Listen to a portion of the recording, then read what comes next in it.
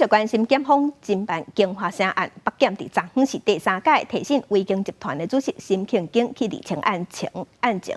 且嘛有传被告威京集团的子公司顶月开发的前董事长，也就是台北市前兵役局长朱阿虎去问话。也若台北市议会调查京华城案的调查小组，昨昏嘛有开会，咧讨论调查报告的结论。也若这份报告尾啊会送予监察院。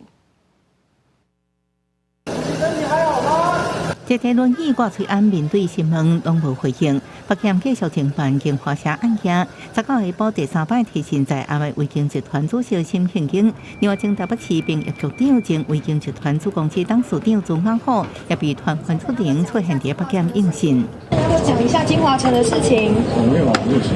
台北市议会京华城专案小组19讨论调查报告结论，较之前游锡会会后讲，因为结论建议有无同款的意见，所以9月30会个调开会议。未来我们也会请市政府也好，或者是监察院也好，再去做行政责任的处理。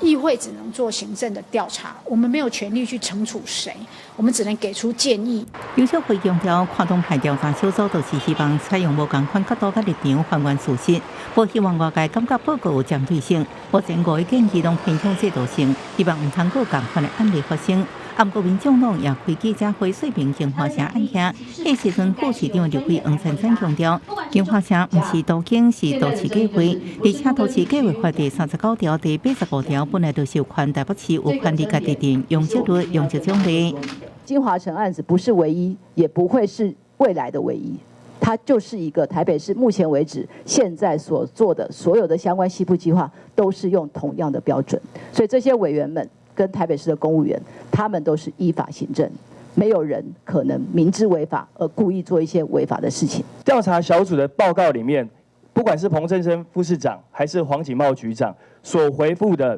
都是官员没有接过任何的上级指示，都是依法行政。民众党主席郭富城看下京华城案件做到羁押，检方用3摆提审，暗过京华城证据连环逼空。台北市议员柯秋华阁提出质疑，协会所的每一个细节规定限时回归拢正零，并且阁发现有温存升起原告如约的情形。陆续引出案情的疑点，台北市长蒋万安表示，会配合检方侦办，赶紧调查事实，还原真相。记者综合报道。